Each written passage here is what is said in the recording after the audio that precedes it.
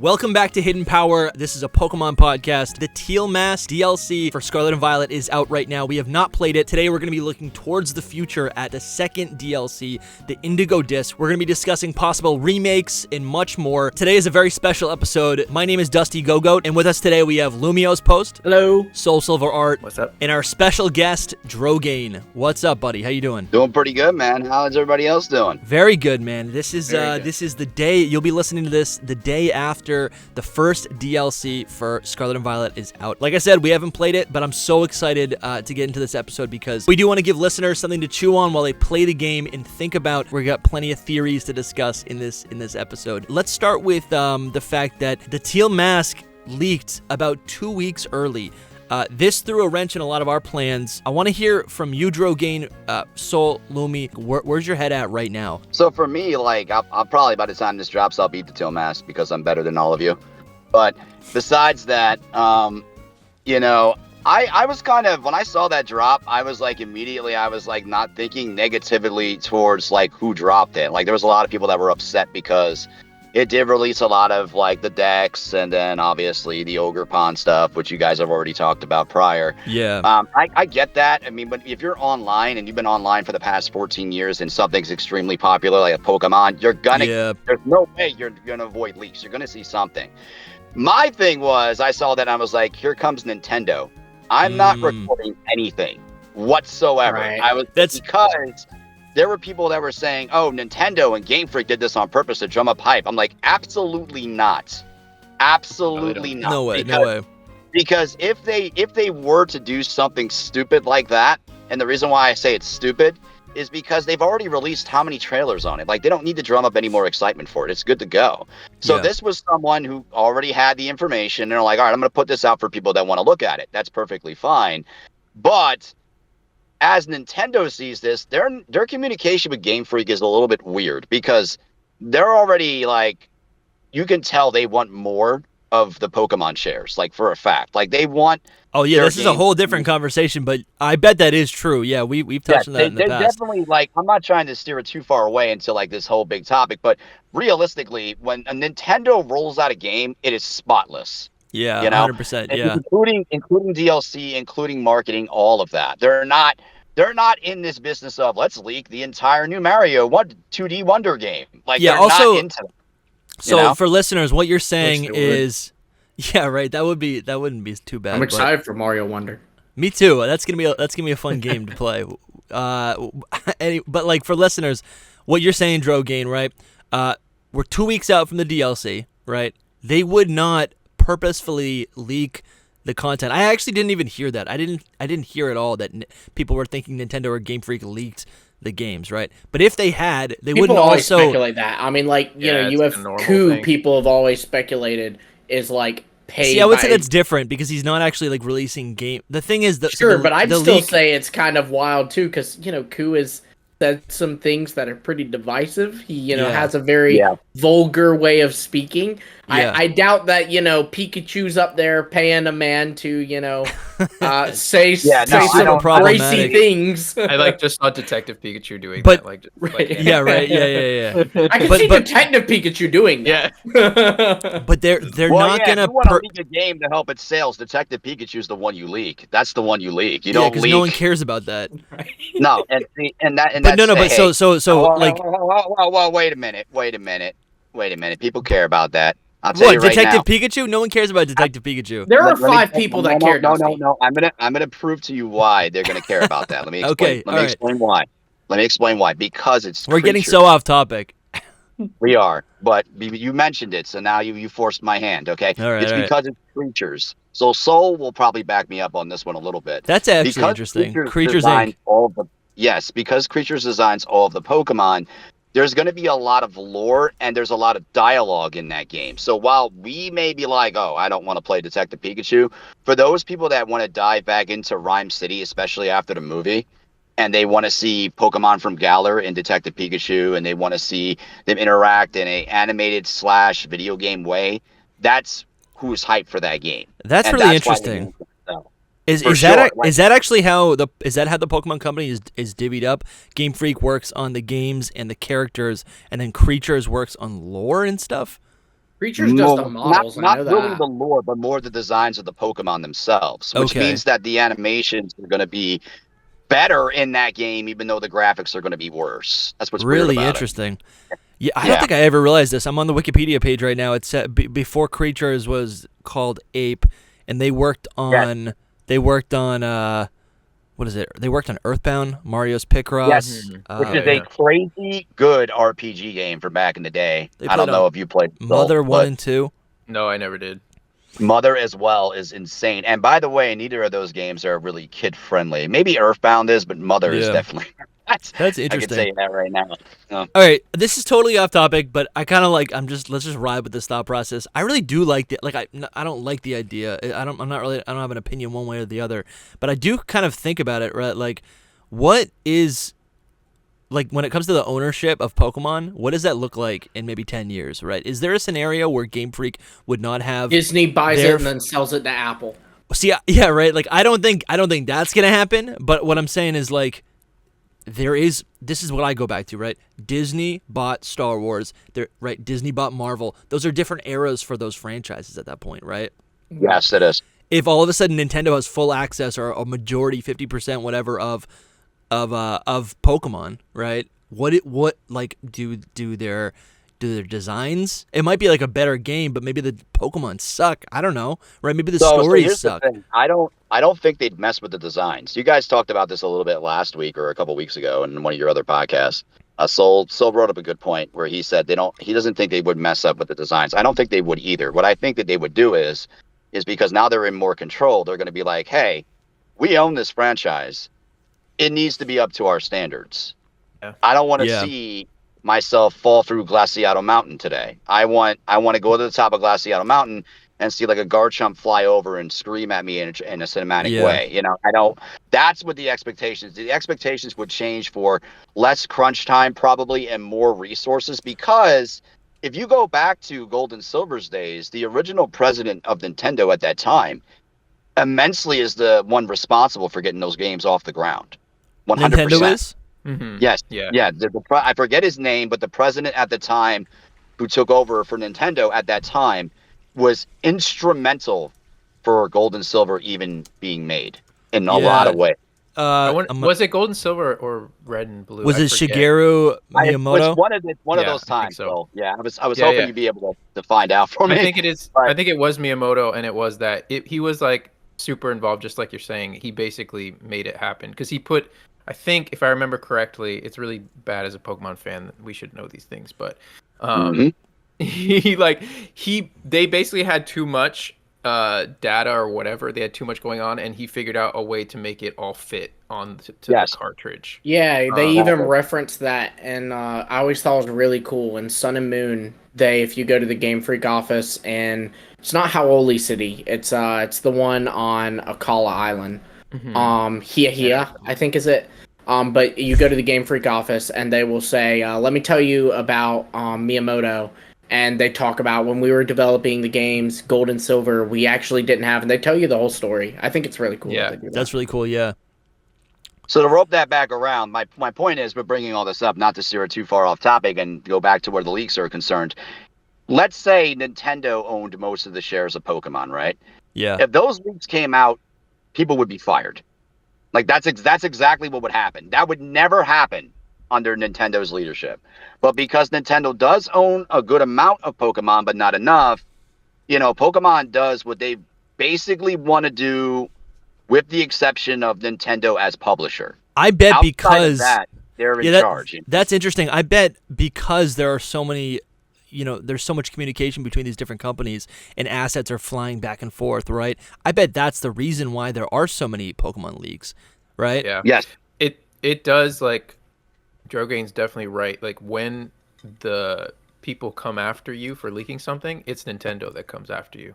It's not like, when I get a copyright strike on my YouTube Pokemon channel, company. it says from Nintendo, which actually goes back. I like to how you said "when" as if like that's a common occurrence. It is. So it literally is happening. It's a common occurrence. Well, I'm saying for you, it is. Well, it is. I've gotten maybe like 5 copyright strikes in my time. You've gotten 5 copyright strikes? I've gotten more than me, and I've cleared them out. But so claims your strikes though. strikes. No, they're either or, but it's enough. But so well, no, I would say they're not either or. One takes down your channel. No, well, I yeah, didn't get you taken need down 3 to yet 'cause take I down your deleted the channel. video immediately. But so here's what you need to know. If you, especially if there's any other content creators that are coming up and watching this, if you are doing a Nintendo Direct, so like for example, when everybody was saying there ain't gonna be no Pokemon trailer in the Nintendo Direct, and I was like, yeah, there is, and then it came out and people were like, oh, You I called want to that? take this and talk about it, and then everybody got claimed. The reason Yeah. why is because it's Nintendo Direct. See, that's But if you go to that's still Pokemon side, stupid though. That's still stupid because it's if like you go to Pokemon side, they're fine with it. it's a trailer though. Like right now, why Paldean is it an issue to Games- I do why is it an remember issue? having that problem. I remember uploading the video, like my Mm-hmm. kind of just review of the trailer, and it now I waited for the checks to run because I knew it was a Nintendo Direct, so I knew it would be like a little fishy. But the checks ran before I published it and told me like, yeah, no, this ain't gonna fly. And so I had to go back Nope. and like I freeze framed the trailer like in the different parts I want to talk about, and that was Yeah. fine. Which is Exactly. dumb too, because like I'm still showing it. I'm just not showing it in video form, but whatever. You have under 15 seconds you're allowed to use. If you use anything more than 15 seconds, you get popped. So you That's get so 14 free, 14 freeze. And they're doing it because Can they that want be the monetization. separated? Like, can I do 14, show something else? 14, show, or is it like 14 across the span of the video? It depends because sometimes like it they all claim comes- the JPEG as well. Yeah, So I think it all comes really, down their to algorithm. Whoever's in charge of their automatic copyright claim service, whether it's a bot or it's them themselves, they just do not want you getting any money off of anything. Listen, that's the reality of the situation. I got 2 That's how copyright they look strikes at it. when Legends Arceus came out. I remember you Because- telling me this. This is so dumb. This is the stupidest thing. So Legends Arceus had leaked. People had the game like 2 days earlier, and I wanted to get some of that traffic, and I didn't have the game, but I live streamed Sword and Shield and discussed Legends Arceus in like, whatever the leaks were. I discussed like theories, right? And I called the video like I think it was like Legends Arceus, and then it was like comma like playthrough. yeah, gameplay and discussing. Like it was whatever. And it flagged me. I got 2 copyright strikes for live streams saying that I was playing the game illegally, which is pretty stupid because it's like I literally was not. If a human looked at it, I obviously was just playing Sword and Shield in the Crown Tundra. And you got 2, They right? got bots set 2. up, and whenever they see their content come, they flag it. Yeah. And this actually stems back farther than this little history lesson. When YouTube started doing monetization, I wasn't a YouTuber yet, but I was in the scene, so to speak. They had channels that were put on the Nintendo partnership program. And the problem with the program is that they were taking like anywhere between 70 to 80% of your revenue and giving you 20%. But that also comes after, YouTube takes their cut.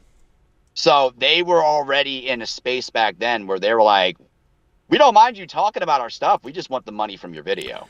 Like that's pretty much where they're at with it. I've gotten videos taken down where it's like the video will make $300. They take it down. It's like that money's just floating there forever. Does Nintendo get it? I have no idea. Nintendo gets 80% of it, I'm sure. Yeah. All right. Well, I wanna move forward a little bit, right? I don't even know if viewers care about all this inside baseball. Segue really quick though. Yeah. Because it does go back to this whole Teal Mask leaks. Like, not to you were about to move on, but no, this is I was fun. just thinking about Austin John Plays got hit. Like with exactly for the Teal Mask. So it's not like they definitely still did some stuff with Teal Mask. I saw a bunch of people on Twitter. All of the original leaks from Twitter, they took them all down. Yeah. Of course. Yeah. It looks like, from what I could see, because one of our friends, Scoot Easy, he does VGC stuff on his channel. And he did a discussion video about, the things that are found in Teal Mask and, from these leaks. And he had talked about how his video also got taken down. And we were discussing, like, what was in it, what was it that got it taken down. And from what I can find, it seems like everything that showed, like, the home models of the Pokemon was okay. But they were taking down things that showed the Dex images. And the reason why is because the models are assets, right? But the Dex images, that's technically an in-game photo.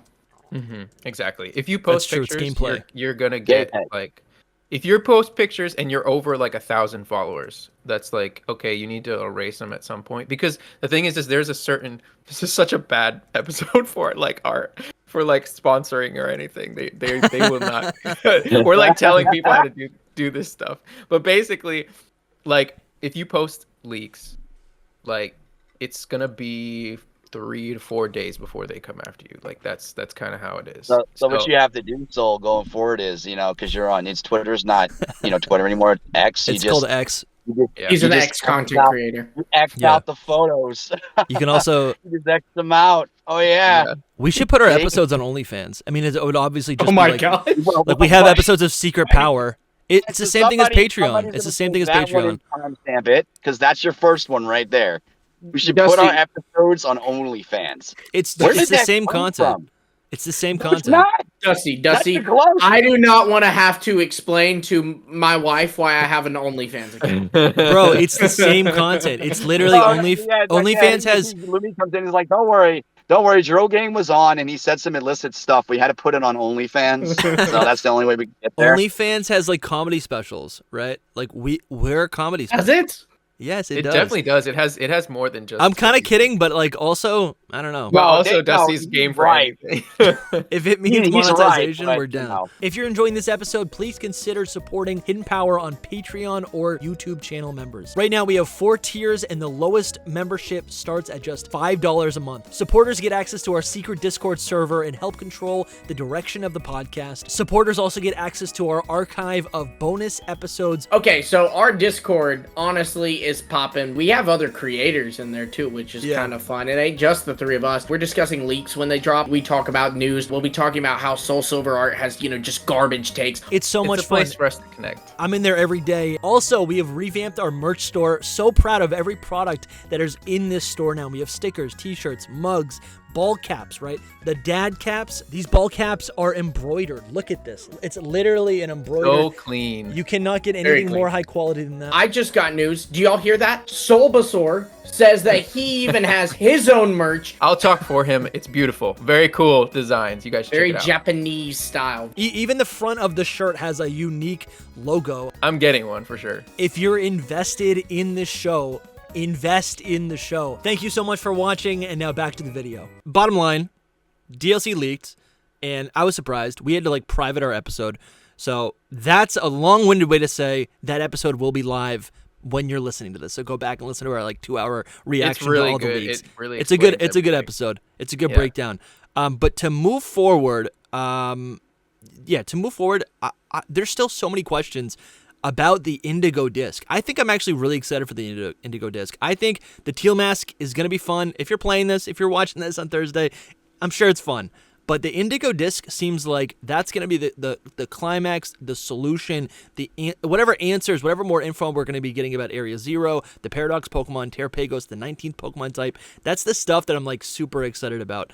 Drogane, you've made a lot of videos on these topics. What is the thing that sticks out to you the most about the Indigo disc that you either want answers to or you're just excited about flat out? So, I mean, my overall excitement level of any rollout for games doesn't hit me till I have it in my hands type thing.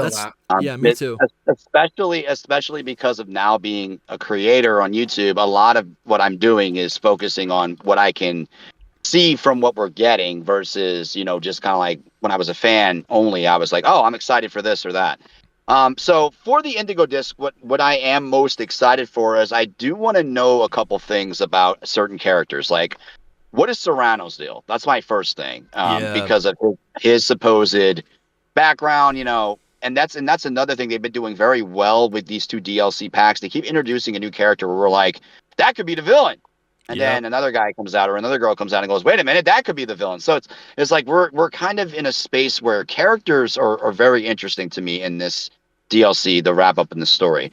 But I think overall, I think this is not a sentiment that most people would not share, is we want to know what's going on with Area 0 as a whole. What is going on with Area 0? What is its place, not just within Paldea, but in the Pokemon world entirely? Because we know when it supposedly came out, when it came out, but when it supposedly was made, was 1 million years ago, according to Rayford's class. But how? Was it made by Can you explain that for listeners? So if you didn't take the academy classes, first of all, you should never be dropping out of school. That's never important in your life. You should probably dropped some out. form of paper. I dropped out of college. Well, yeah, you said earlier. Never No, mind. I dropped out of the I'll leave game. that I finished college. So, Oh. you dropped? What? No, Dusty, that doesn't count. Okay. Lumi. Go to university. These kids are learning like how to be kind to Pokemon. Okay, it was a great class that Salvador gave us. And how many of you took that class? Did any of you take the Salvador class? Do you even know what I'm talking about? I don't know what you're talking about. I know what you're talking about. I did all the classes. Haven't finished his class. They were painful, man. It was painful to get through. They are History painful, was in- but the thing is about the classes though is that that's where the meat of the lore of this game is. Mhm. Yeah. So one of the biggest gripes I had, and I'm not pointing fingers at a certain someone in this call, Lumi, but was the whole AZ created the Paldean crater thing at the beginning of this year, and I was banging my head against the brick you and wall. Toby. You're talking about the Toby Yeah. collab. Counterpoint. I never said he created the Paldean crater. Toby. No, did. you. I Toby said does, he yeah. created. Toby was I the said he first- created Area 0. Oh. I don't think that he created anything. I don't think he has anything. I don't think he did either. I mean, at the end of the day, it's a fun theory that will get clicks. That was the goal. Yeah. Okay, so here's my counterpoint to your counterpoint. Area 0 is where, Lumi? In In Paldea. the Paldean crater. That's the same. It's the same place. Okay, Literally that's the same place. Nah, because you do have there is the crater and it is in the crater, but there's Area 0 as we know it. Okay. The idea of the theory was that it looked different. It was not this way. It is not the Area 0 we knew today until it was struck by the ultimate weapon. Again, this is purely just devil's advocate. I do not actually advocate for this theory, but I'm just saying that was what I built it around because I did address. Hey, the class says that it was made 1 million years ago, and I did address that in the theory video. You did, actually. There was a lot of that didn't. The reason why there's a problem with that theory, even though I love it, I love that theory, and I think it would have been really awesome if that was true. But the problem with it is that where Northern Kalos is, and because I did a whole thing on, everything on regarding Pokemon Wars entirely, the way the weapon is fired, it's fired northward. Paldea, theoretically, if it's where Spain's supposed to be in the real world, it's southward. So it can't be Paldea for that reason. The second thing is, and this is something that I've been kind of mulling over for a while now, is Legends Arceus came out in Generation 8, right? And we got to go visit Hisui and Sinnoh and all that. What's interesting about Hisui's architecture, I was talking to Dusty about this offline a while ago, is their architecture is based on like Greek and Roman architecture. It doesn't really look like there is Japanese elements to it, but overall the architecture of their ruins looks more like Greek and Roman. And what's strange about this is that a lot of Hisui, connections too link back to Unova, which also uses a lot of like Greek and Roman architecture. Heck, even Gexus's name is Jesus Harmonia Gropus, which is literally Latin. He's not even, he doesn't have like a New York style name, so to speak. It's more like Greek and Roman inspired. So a lot of people have started to theorize that because of the Pokemon Evolutions episode of AZ that came out a few years ago, where it showcases again where the weapon is fired, if you slow-mo it at when the city is struck, the ruins actually look like Celestica architecture. So the theory is that perhaps Celestica is not native to Sinjo or even Hisui or at all. In fact, they were a northern region that was absolutely destroyed by Kalos, and they had to migrate down to those regions. And they just took their heritage with them. This is something that I don't think Pokemon's ever going to talk about, but it's relatively even linked to the fact that, remember, I forget the cave's name, but Soul, you might be able to remember, or Lumi. I have no faith in you, Lumi's the one for that stuff, not me. So the Unovan and Sinnoh, or rather / Hisui connection starts also from the fact that if you remember when we visit Unova, the big thing was it's so far away from everything else, right? And while that is supposedly factual, the cave regarding the mess spirits, supposedly the deepest part of that cave links back. You can travel through that cave to Sinnoh. I always read that. I always read that though as like, the psychic Pokemon can show up wherever they want, and I feel like the natives or the natives of Hisui would just interpret that, right, as like, oh, there must be a pathway to Sinnoh through this cave, and that's really just a misunderstanding and a poor definition of the Pokemon, a poor Pokedex entry, right? Yeah, I always read it as like a Pokemon wives' tale. I was with y'all on that until Legends Arceus, and the reason why is because of so many Gen 5 representations in that game, and then also that is super true. And then also the simple fact that they added in another one of the Landorus trio with Enamoris or whatever the heck that thing's name is. Totally true. Also Basculegion, and then also you have all the characters. The Braviary references.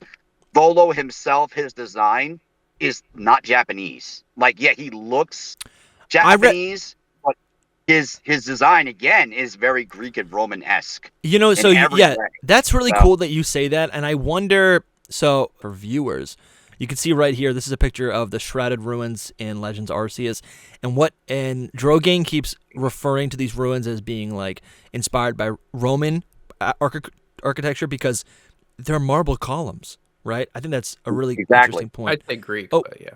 I think we just lost Lumi, but he'll be back. Greek. I'm sorry, I don't really know my architecture, so that's totally fine. Greek, Greco-Roman. It's close either way. Okay.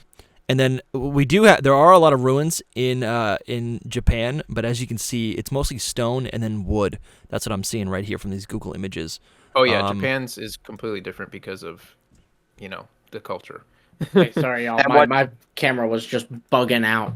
All good. So to reiterate that real quick is that the next closest thing to Celestica's architecture is Unova, right? Yeah. Unova's architecture is the next closest thing to that. And what gets even more interesting about that is that everybody's been talking about the fact that, we may be getting something Unova related next year. So this is something they've kind of already been seeding for a while. Like, yeah, we got our Gen 4 remasters or whatever the heck those were. Yeah. But we got Legends Arceus that was kind of a culmination of we thought was going to be Johto. And there is Johto stuff there. But Unova just keeps coming back and coming back. So to go back to the Indigo Disc and go back to the Paldea Crater, right? Yeah. The reason that I find interesting about Area Zero is the fact that if you look at both Scarlet and Violet as a whole, you take the classes, none of them differentiate. They tell us that it was created 1 million years ago, the Paldea Crater, right? It was created 1 million years ago. So, I mean, I'm in the camp of this is a meteor or a massive asteroid of some kind that was responsible for the devastation of Poke Earth at that point. Because if you think about it, every supposed antagonist legendary comes from space. Like Deoxys was a virus that mutated inside of an asteroid. Oh, the Gen 4 Legends. Right, Gen 4 Legends, even the husk of Kyurem, well, not Kyurem, the original dragon fell from a meteor. Even just recently in Generation 8, which has a sharing with the concept of Dynamaxing that could kind of mirror Herba Mystica, Eternatus, whatever the heck that thing's name is. You know what I'm talking about. Yeah, Eternatus also fell from space 20,000 years ago in a meteor. So it wouldn't be that far-fetched to believe that the Paldea Crater was simply just created by a meteor. And at that time, a lot of species that Pokemon that exist as we know as paradoxes from past forms or whatnot or whatever, were just wiped out completely. And for those that have been complaining about, well, there's no fossils of them. Well, in reality, depending on how strong the devastation was at that time and where they're actually native in the realm of the Poke Earth, if they're struck by a massive impact zone, there wouldn't be anything left of them. Like, there would be nothing to fossilize because they would just be gone. The only problem with this is that Johto, which is also very interesting, has no fossils either. So they literally are taking Pokemon that already don't have fossils, like the Donphan line. Yeah. You could arguably say Donphan's not really, like, when I think of Johto, I don't think of an elephant just walking around, Like, that's just not my thing. I also don't think. I mean, I'm sorry. Maybe I missed a detail. I do not believe that Paradox Pokemon are straight up time travel Pokemon. Imagination is the camp I'm in. It doesn't even need to be imagination. It can be something else. I'm not so certain anymore. I think it's not even going to have an explanation, but I do not think they're like. So you and I have like rotated around what we think. Like, we're never on the same page, but we both thought like all three get things. Each other. I don't know imagination or time travel. Yeah, that's true. Simply, I mean, if you just boil it down, Paradox Pokemon are called Paradox because they shouldn't exist. And also, how can a magnet Pokemon have dinosaur features? Like, what the heck? It's Pokemon after all. Like that. Yeah. I feel like that how can Poltergeist be a lookalike and not a regional form? You just there's so many things that don't make sense. Yeah. So the steel from Lumi counterpoint. Okay. Now I've used this example for everyone who's been on the imagination camp. So now I have to do it with you guys because I think it's important. Okay. Let's fight it out. Imagination, right, is something that's spawned from your mind, right? And can be this in Pokemon. We could argue and say that perhaps the psychic type has the strongest ability to do this. I mean, if it was a ghost, it would probably create illusions. It wouldn't be able to really siphon into your mind unless it possessed you.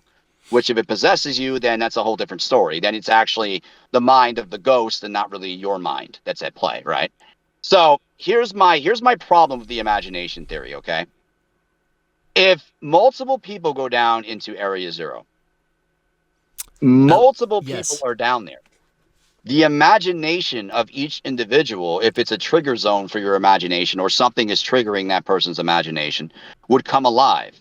Arguably speaking, you all wouldn't see the same thing. You all would see something completely different.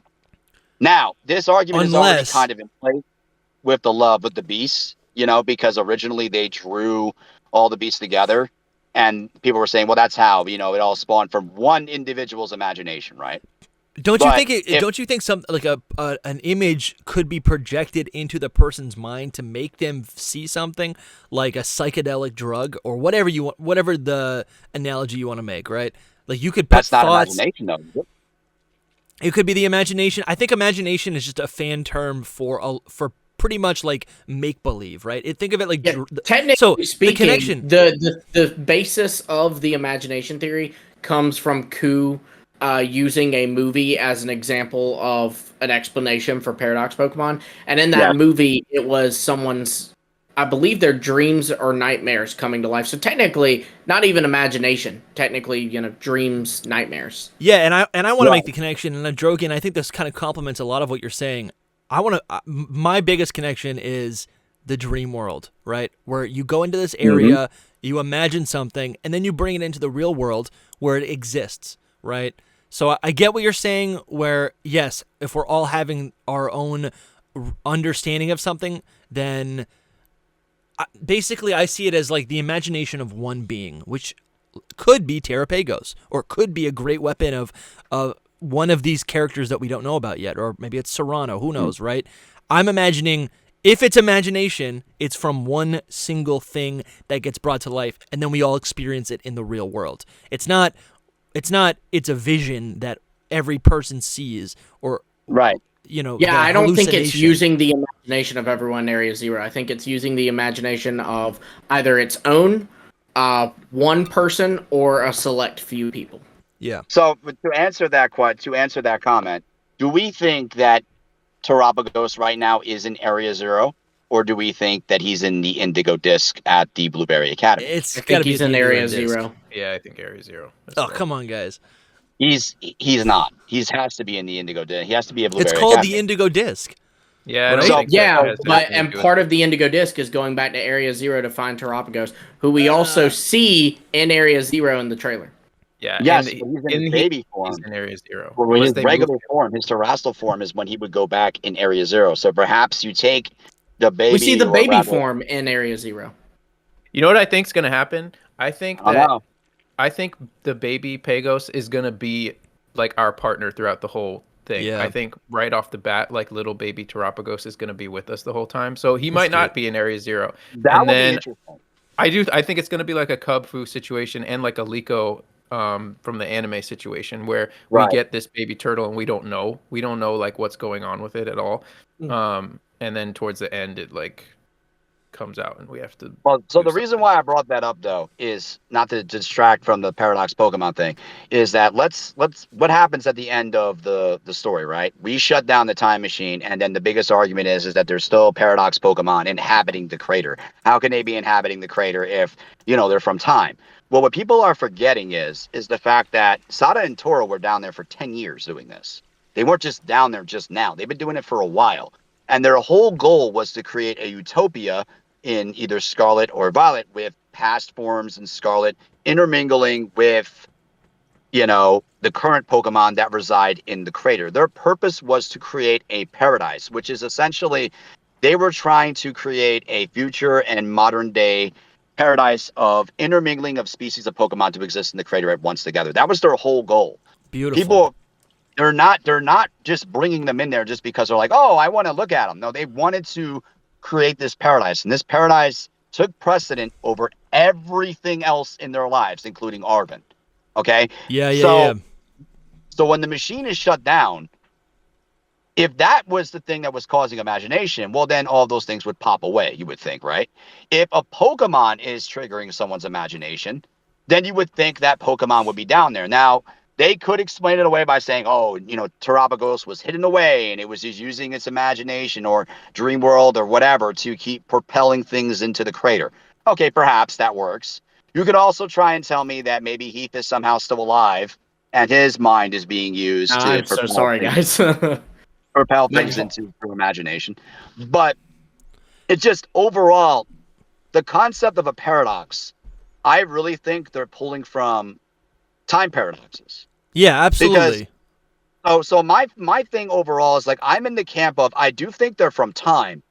We just don't know what time frame they're from, because time is tricky. As you see in entertainment, they kind of depict time as a linear line or a definitive point A to point B.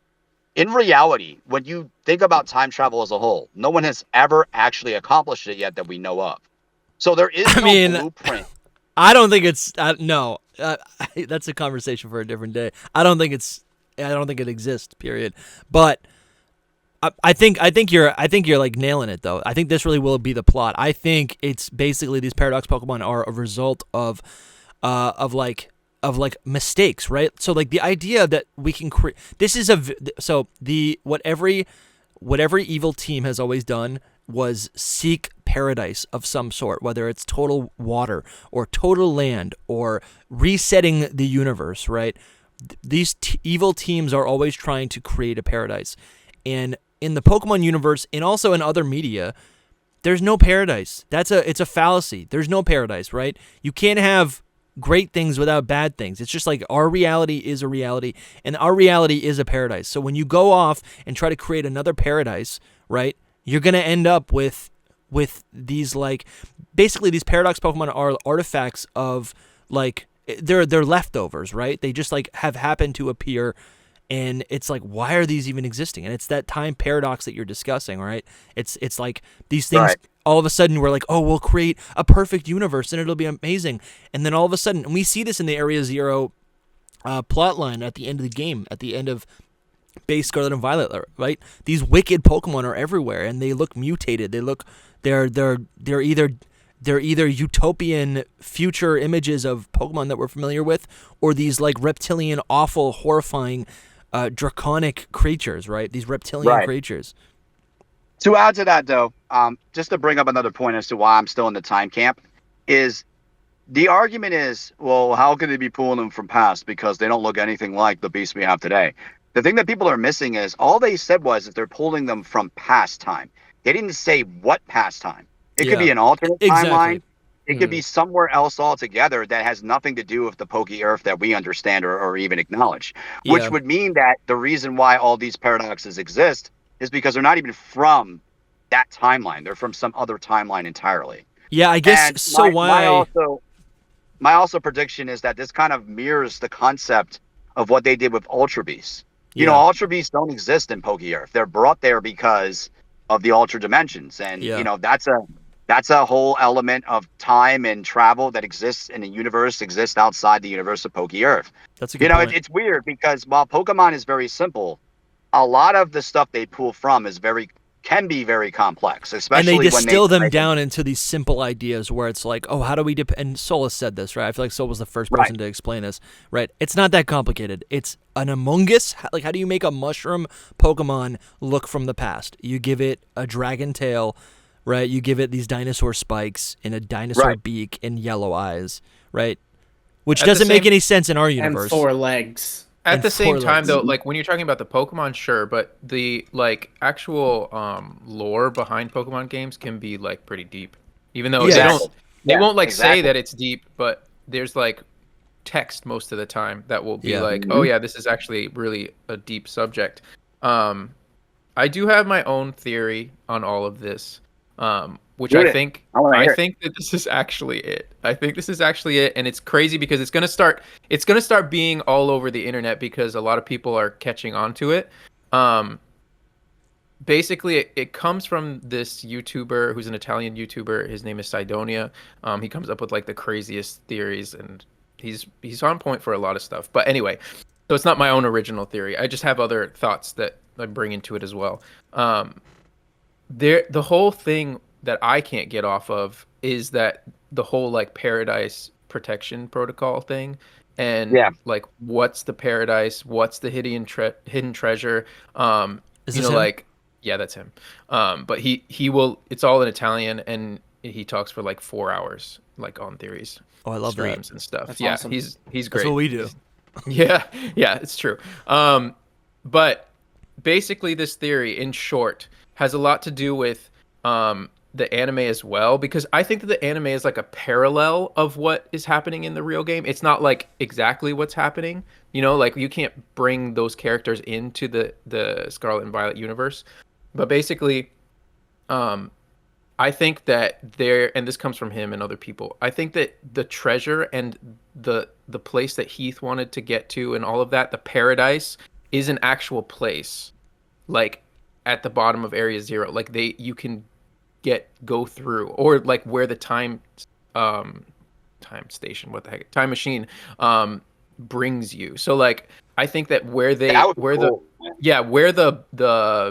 androids, whatever, where they went to was this paradise. I think that there's a paradise because if you look back at the ancient adventure of the anime, he eventually finds this paradise, and that's where he goes and stays for the time being, I guess. I think that that's where he is. And you can see, like, in one of the episodes, he, like, reaches out to Liko from that space and, like, says, come find me.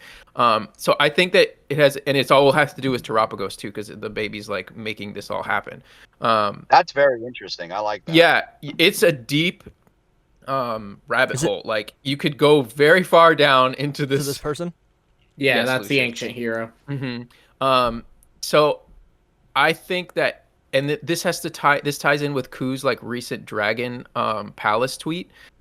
So I'm thinking a lot that this has to do with time travel, but not so much that they're time travel Pokemon, but that in this paradise space, time is different there, basically.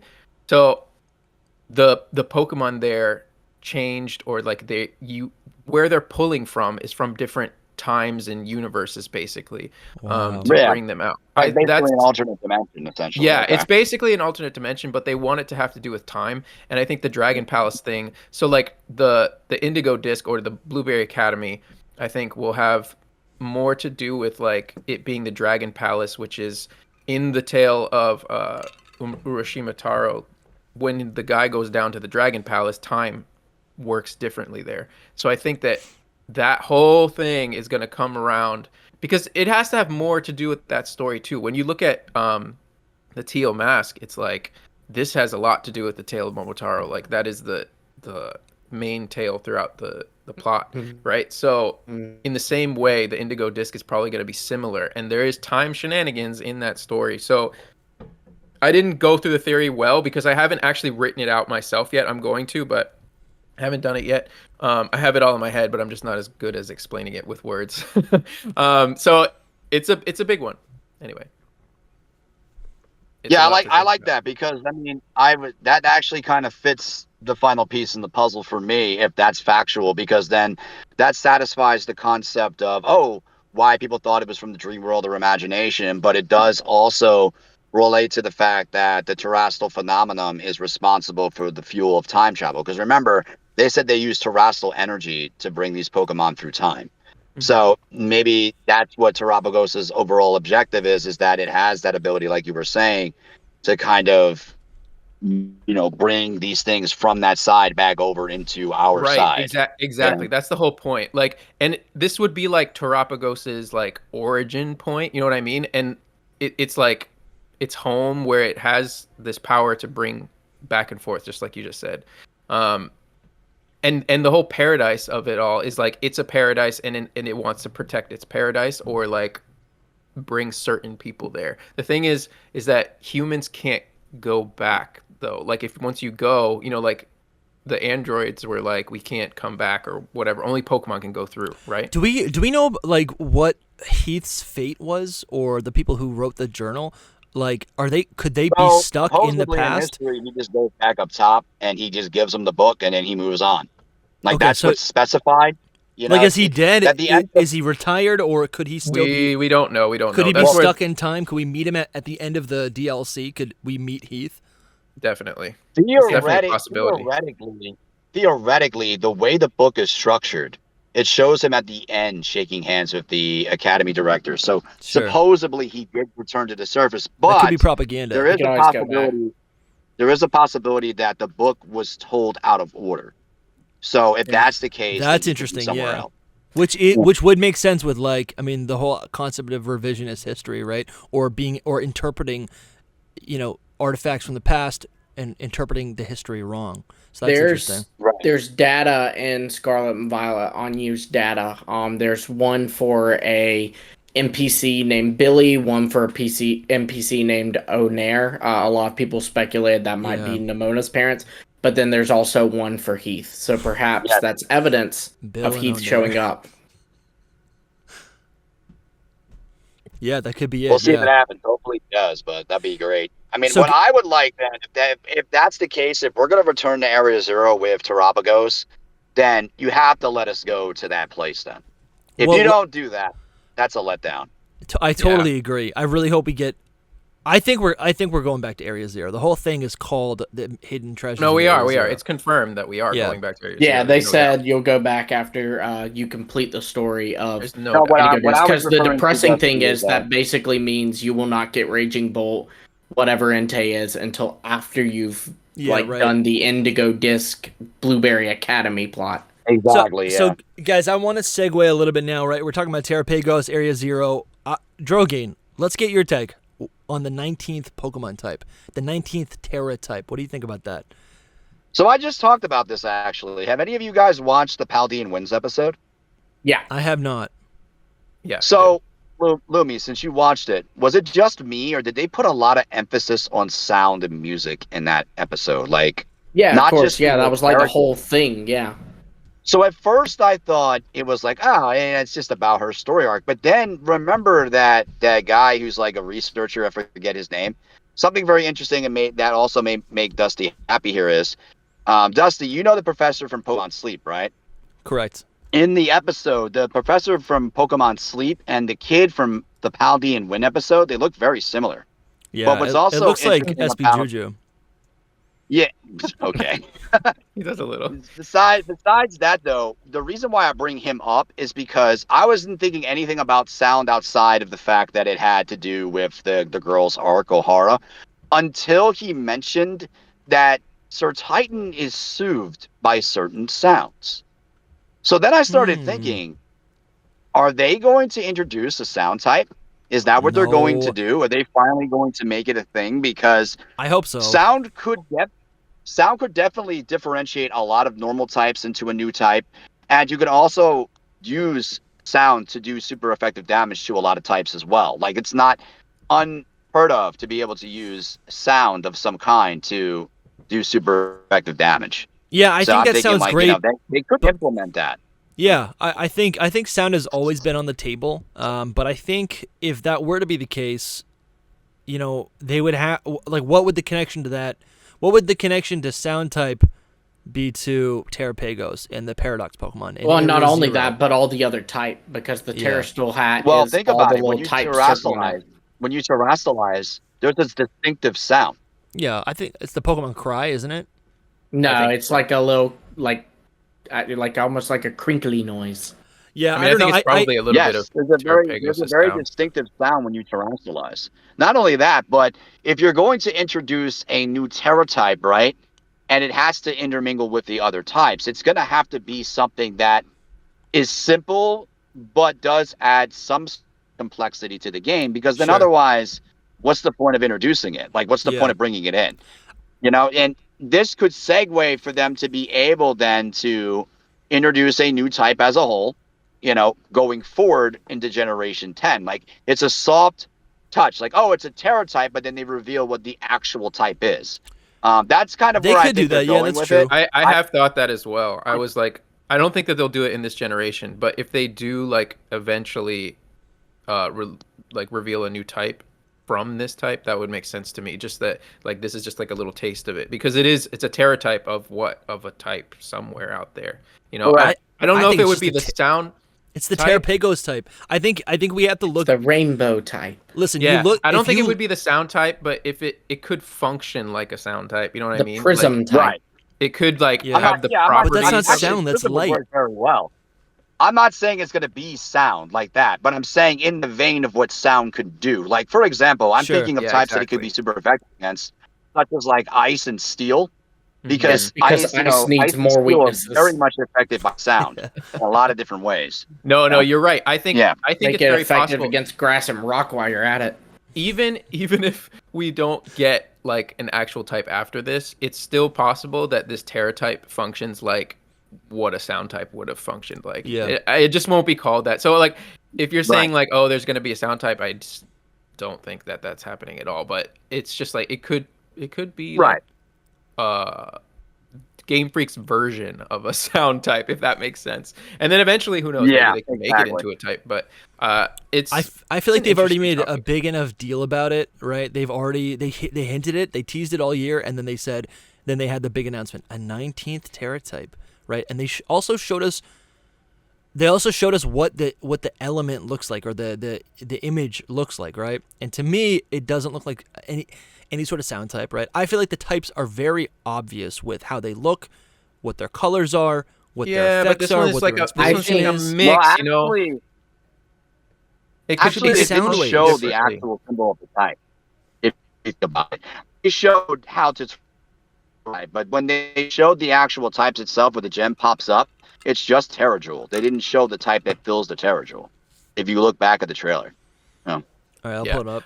Like it's weird. It could still function like that though, Dusty. You don't. I still am in the sure. Camp It could function. I would say it's more likely to be an answer to the light type, just because of not only its own ties to the other types, it having a rainbow feature on it, Terrapagos itself being like a rainbow Pokemon and also like a prism. But also just the themes in this game, Scarlet and Violet, the two opposite ends of the rainbow, and that being a thing that happens because of light refraction. Yeah, for me, I mean, just look at it right here. This is the only type that is not a solid color. This is a special thing that is not going to return. You're not going to get an evolution based on this. This is literally just a one-off thing. I think, in the future, I think you guys are making a good point. Maybe they reuse some of these, whatever sort of effects this has, and they reinterpret that into an actual type. But for the time being, this is just the Terrapagos type. It's literally for this DLC, But I'm just saying, like, if they ever wanted to introduce a new type and they don't use this one, it's like, okay, they have to do the 20th type because that's the 19th one. Yeah. Give Eevee a mega evolution. Good point. Yeah, that is this type. Well, could they? Because that way it's special to Eevee. It's still a gimmick, I don't know, man. And we get megas back. I think now that they're removing Pokemon. Talos, okay? Yeah, well, let's segue into that. Do you think we're ever going to go back to Kalos? What is that area? What is that area in the northeast section of... Oh, you're going to put me through this again. Just, okay. Drogane, we'll make it brief, right? All year, we have been wondering, right? We have the Paldea region, and then in the top, the northeast section of the map, there's a blurred out area. It's blurred out just like Area 0. Last week, we kind of had or maybe it was 2 weeks ago, we kind of had the awakening, the realization that, and I think this was Sol who said it, that could possibly be a placeholder for whatever they do in 20 years, right? It's really nothing, and there's no mystery. But I still think that is Kalos, or at least Southern Kalos. What do you think, Drogane? Can I butt in here really quick? I think that the Pokemon world, as we know it so far, is really pointing to that it is just like almost a 1-to-1 of the real world. It's like more and more as we keep seeing it, like with Kitakami now, it's like it's showing that this is all just this almost exactly the same as our real world, just like slightly different. So it should all be in the same place. Anyway, Drogane, answer his question. So that's where I differ from Sol. And the reason why I differ from Sol on this is that I've full disclosure, obviously I've looked at all the leaks already. So I know the decks of the land of Kitakome. Okay, I see the decks of it. You can talk about it because this is coming out after. So, right.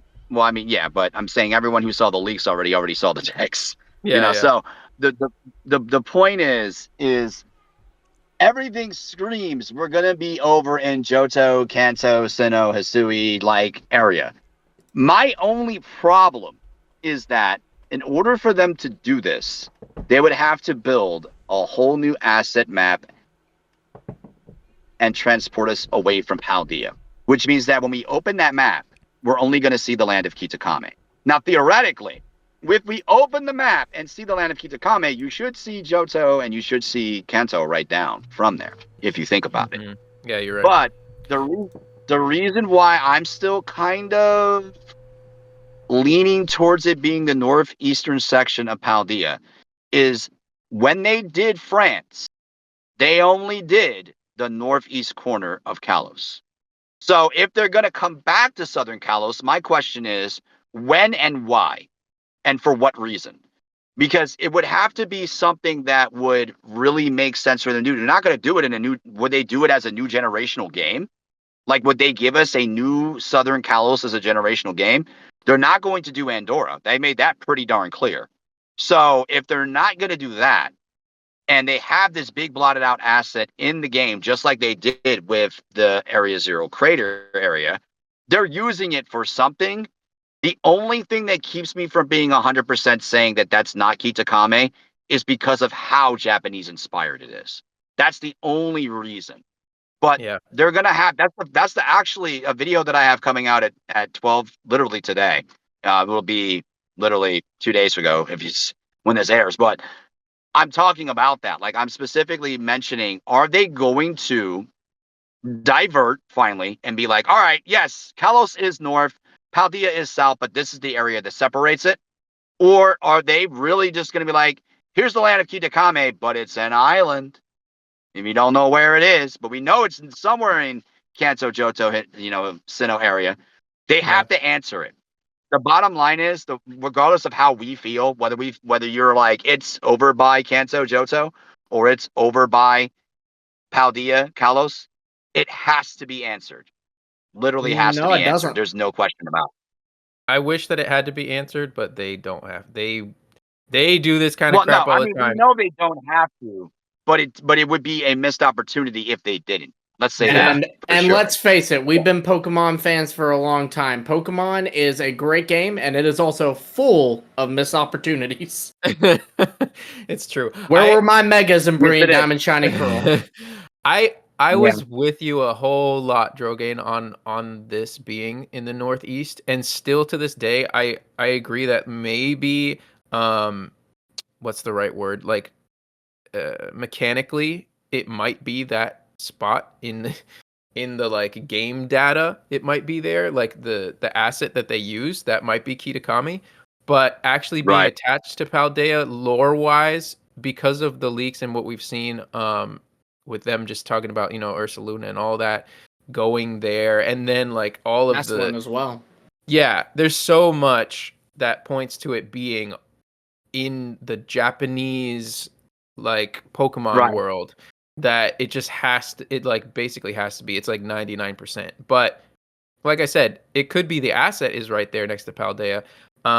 That area though, if it's not that, could end up being, I don't know, a future region. If there's ever like an Italy region, they could like stretch it, because they don't do like normal confines. Yeah, like Galar's upside down. Yeah, they don't do normal things all the time. So like it's like they could stretch it and make it like this, or they could do a whole different. I don't think they'd ever do just South France region, but who knows? It's like could be a part 2 to Kalos. They could do something like that. So can I bring in a really crazy theory now with that? Sure. Do you guys remember? Well, Lumi, you definitely will. You guys remember the Unovan anime where when they first showed Unova from the world map, and it was a big thing because people were like, that's the Pokemon world passable, right? If you go south map from Unova, right, directly south from that is like a region that looks like Paldea, with a slither of land that's moving off of it that then links to an Italian looking region as well. Like, I'm not saying that was their overall concept of this, but if they're gonna shake it up, this is when they're gonna do it. And the reason why I think they could still is just simply because they just didn't do Kalos DLC, and everybody was like, it's gonna happen, and then it didn't happen. Then they did this, and it's like people aren't backlashing about it. They like it, they love it a lot. But it's also one of those things where eventually they're going to have to, I mean, they don't have to, as we discussed, but they're going to have to be like, all right, we got to shrink our world somehow. We got to give people an understanding. Like, how much longer are we going to keep going? Paldea is far away from Hoenn. Where? I don't know. But it's far away. But there's a whole bunch of Hoenn references in, like, the port city or whatever. So it's like, you have to eventually, for us lore buffs who are excited to see what a Pokemon world map would look like, you gotta shrink it somehow. You gotta give us something in the future. Even if it's not right now, they have to do it eventually. And I think they are indeed working towards that, because if Soul's right, and it is over by, Johto, Kanto, and all that, then just show us. What's the problem? Like, I don't understand what the problem is. This show, it's right there, man. Like, I think the problem from their perspective, I'm with you. I wish that they would just show us, because we both do theories, we both do lore related stuff. It would be a godsend for us to get that kind of stuff. But I think the reason why is because, obviously Kitakami is not going to be region sized, right? Like, it's not going to, what we will play will not be the size of the Paldea region or the Unova region, et cetera, et cetera. So I think the idea that way they can one day, they don't want to show all of the Tohoku region, because they might one day use that for something else, whether that's another DLC, or even its own region and its own gen. I think it's just a thing of they don't want to have that space. They don't want to go ahead and mark the size of that space when they might one day reuse that asset. But I will also that's a great point.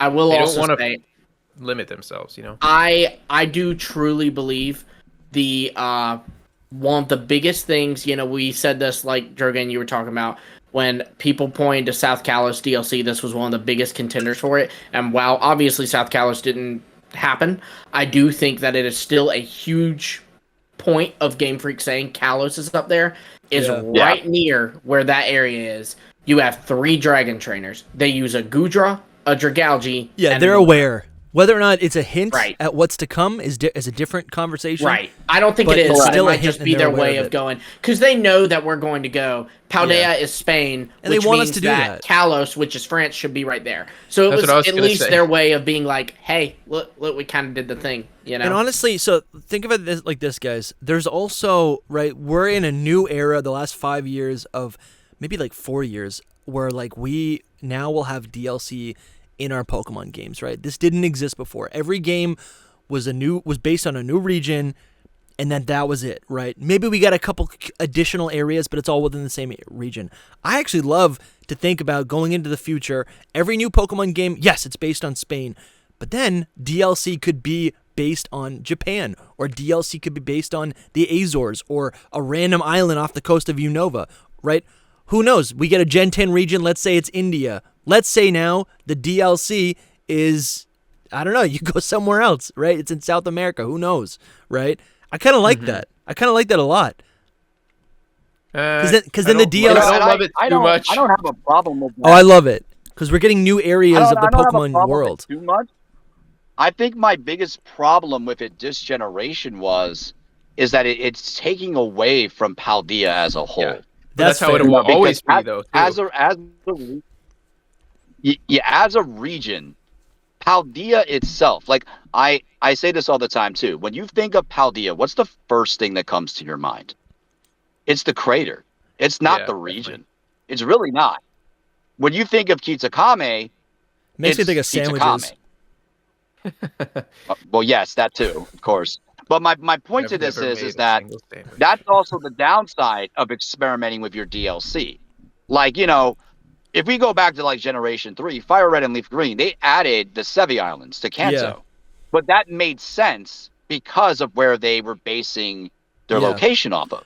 Yeah. You could have did a lot of DLC. We've seen enough Kanto. You give us something new. Yeah, that makes sense. Well, but my point is that when they did show Kanto again, they did give us something in Fire Red and Leaf Green that was still relatively within the realm of that region. Correct. Now, while this stuff is interesting and I'm excited to go there, it does make me feel like, well, what about Paldea, though? Yeah. Like, what about it? And then also, you know, there's point. A lot of questions. There's still a lot of questions they need to ask, you know, I mean, rather need to answer regarding how Terastal is able to move out of Paldea when we were told the whole game it can only be in Paldea, you know. So there's a whole bunch of things. Well, from leaks, we might know the answer to that, like from the data mine leaks. That might get answered in the Teal Mask. Right, but my point to this is that it's good to experiment, but you also don't want to alienate your original premise. Like, if you're gonna do a Spanish region, then do a Spanish region. Don't do a Spanish region, but then base it mainly on Area Zero and then peace out.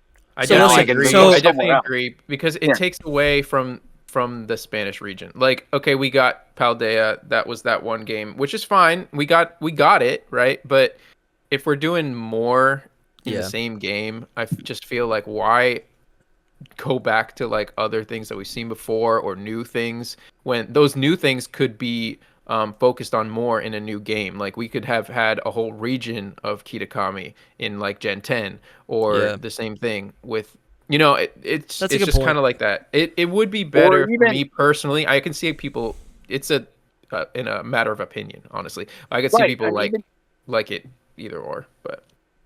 Or even more so to this, Kitakami could have really been DLC for Legends Arceus, if you really think about it. I mean, it kind of is in a way, isn't it? Yeah, in a way, that's what Kitakami really feels like to me. It doesn't, like, when I associate Kitakami, if it is indeed over where it is, it's more DLC to me to Legends Arceus than it would be to Scarlet and Violet. So the only connection is the fact that the characters and the Rastal map that Ogrepon has, you know? Yeah, I agree with you guys. Like, if you took that stuff away and I agree with you guys, but I think this is interesting from a logistical perspective, or like if I'm the one running Game Freak, if I'm the one, right, it's like I would want to make the next yearly release, right, if it's a DLC, seem as distinct as possible, right? If they put out a DLC that's like Paldea 2, everyone's going to be like, well, I got the first one. I'm not interested. But if you make it visually look based on a different region, it's a different setting, there's new Pokemon, right? Even the color palette is so different, right? We have red and, I guess Scarlet and Violet are the colors, and then the Teal Mask is green, right? It looks different. It looks like a completely different product. And then when we go back to the Indigo disc, that has its own branding, but it's also, I feel like that is, I mean, I don't know if I'm wrong, but I feel like that's inspired by the Azores, right? Or an island off the coast of Paldea, right? I guess there's theories talking about saying, Blueberry Academy. Yeah, what did I say? No, I was just making sure that I heard correctly. Yeah, the second DLC. So it's you I don't can know make that an argument for that. But the problem is with that argument is that, okay, let's hypothetically say that it is in like the Mediterranean where the Blueberry Academy is or whatnot or whatever. Fair enough, that's fine.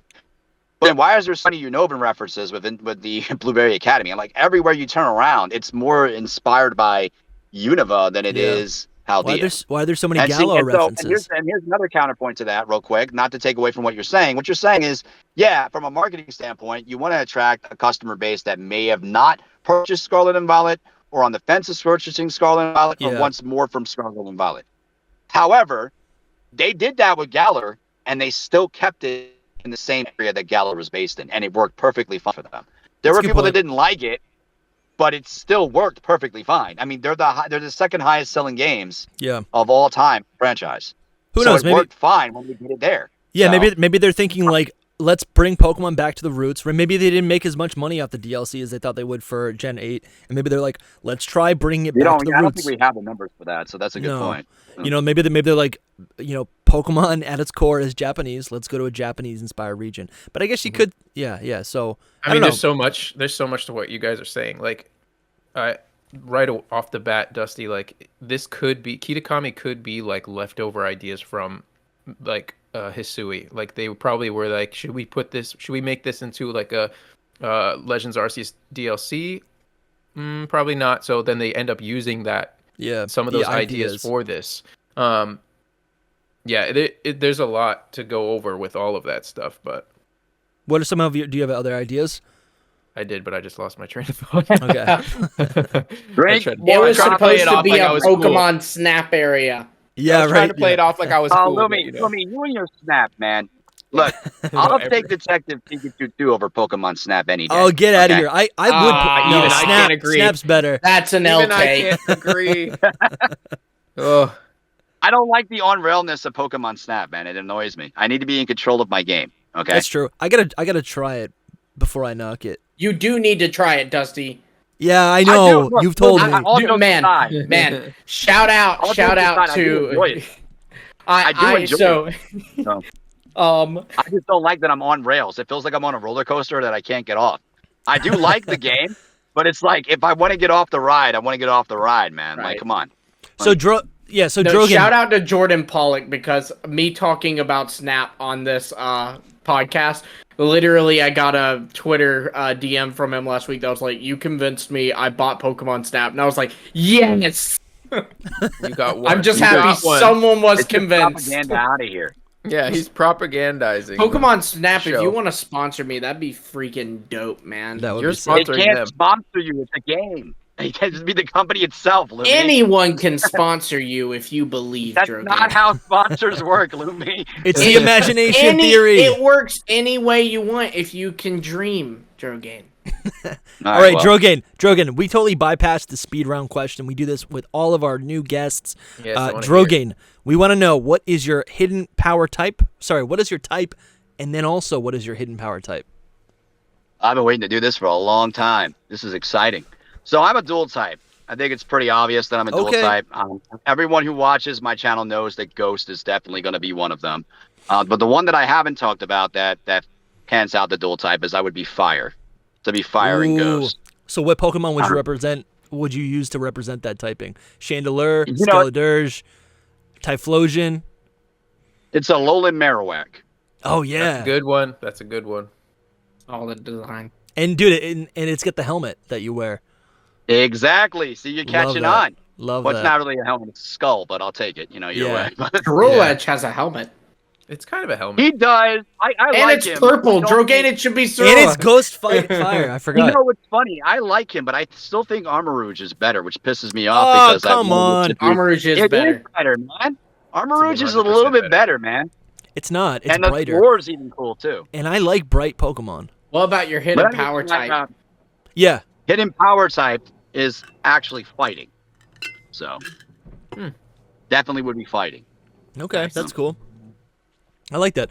All right, what are your top 6 favorite Pokemon? This is your dream team. Oh man. So I mean, it's already kind of displayed for those that are on my channel, but I would have Psyduck.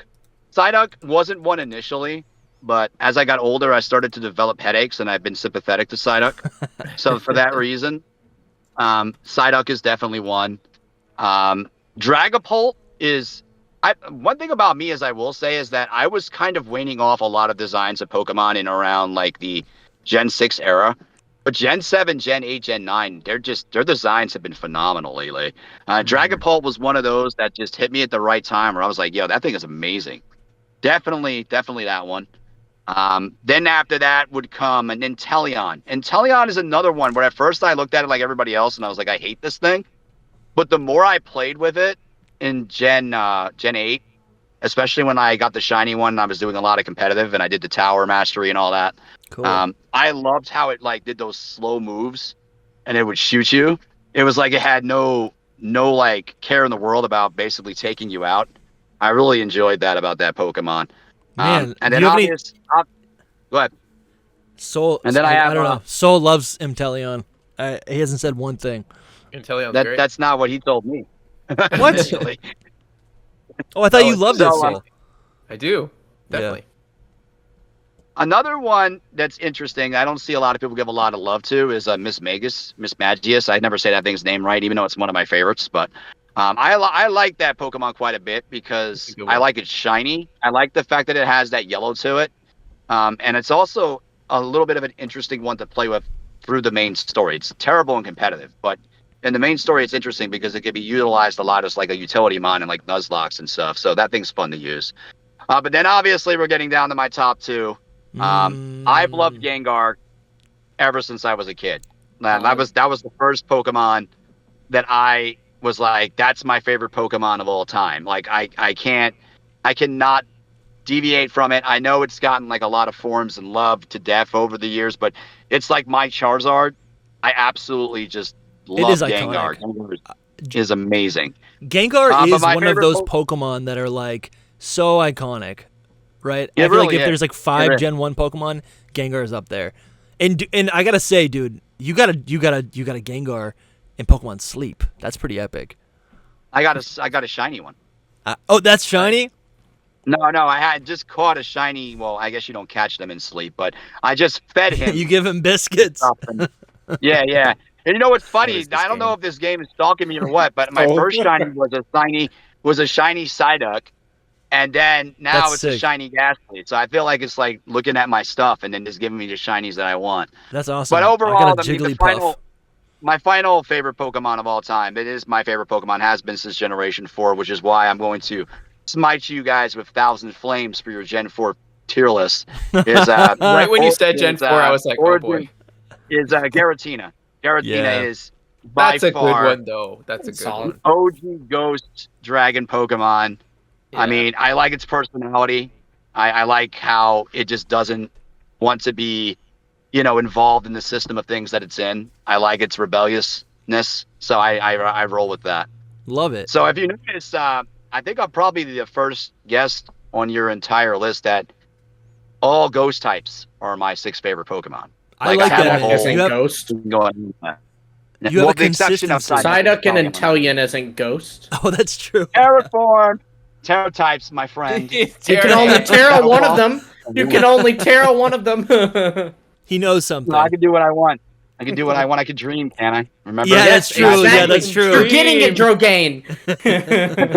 You're doing it. Imagination. I do feel like Inteleon could have been a ghost type easily. It should have been Water Ghost. Yeah. Okay, Drogane, what is your favorite Pokemon game? It's a tough one. Favorite Pokemon game of all time? Of all time. This is funny because I hated Gen 3 when it came out. Like Ruby and Sapphire and Emerald, I am not the biggest fan of those games at all. Like I don't like Emerald? Pokemon in those. Okay. Emerald's okay, but it's only because of the Battle Tower. I mean, the Battle Frontier. That's really about it. Like everything else is just, it's okay. Like against it. But Oris, Omega Ruby and Alpha Sapphire, they are my favorite ones of all time. They are my favorite Pokemon games. I'm desperately in need of a new playthrough. My particular reason for this is very simple. It was the first game lore-wise to introduce the concept of the multiverse of Pokemon. It's now canon. Megas were all included. All the Pokemon up until that point were in the game. Mm-hmm. And you had the ability to fly around on a Latias, I think it was, or Latios, whatever one you got. On the version. You were still able to like get a lot of the legendaries in the game. There was a lot of like additions to the game that they changed around. But the Delta episode, being the way that it was, a lot of people really overlooked the Delta episode and how it brings together a lot of things I never see, original cuts of Gen 5 to Gen 1 again, because that universe was destroyed by the meteor that they transported out of, that realm. There was an original timeline where that meteor went to that timeline and destroyed Hoenn and the rest of that is crazy. That timeline. So it essentially was a metaphor for saying, hey, that timeline is destroyed and now we live in the Megaverse. Like that's literally what they were doing. The Megaverse. I love that. I love that game. Yeah. I did. What stands out to me about that game when they introduced the multiverse, I remember so much, or the Megaverse, or what? Yeah, they basically canonized that every single playthrough of a Pokemon game and every single version of a playthrough of a version of a game is its own universe and its own dimension, and that's why you can stack, right? You can trade up all your Mewtwo, even though there should really only be one of them, So I'm totally on board with that. I think that is really cool. Yeah, I don't know. So, man, that is cool. I got to play ORAS one more time. It's been too long. I watched our buddy GatorX play it, and I'm like so jealous. I'm so jealous. Even the Wally fight was epic, man. And Wally can't really be epic in any form. Okay. It's true. What holds me back from playing it, I think, is the fact that the battles are those like it's the 3DS 3D battles. It's good. It looks good though. I don't know. Yeah. I like it. I know what he's talking about. The UI is slower. That's what it is. You slower, have expressed several times that you love your Game Boy Advance UI, quick speed, 60 frames per second play. Yeah. Yeah, I do. I also just like the sprites in those animations. But let's move into... Really? I didn't know that about you, Dusty. I do. Yes, I do. I want those games back on the Switch or the Switch 2. Drogane. We have had a lot of rumors over the last 2 months throughout the summer about a Gen 5 remake. We touched on it a little bit. I'd love to hear your thoughts about what almost you would anticipate from a Gen 5. We're calling it a Gen 5 remake. It sounds like it's going to be some sort of Gen 5, a return to Unova from a different perspective, maybe possibly a different timeline, different gameplay. It doesn't necessarily need to be in the Gen 9 engine. What do you have any expectations for what this game could be? I mean, obviously we have no confirmation from the Pokemon Company or Game Freak or anything. This is really just in the rumor mill. Mm-hmm.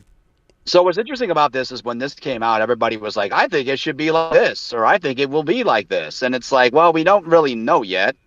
But what I will say is we can't go by patterns anymore, because initially, if this was like pre-Gen 8, I would say, oh, they're going to tie it into the Paradox Phenomenon somehow.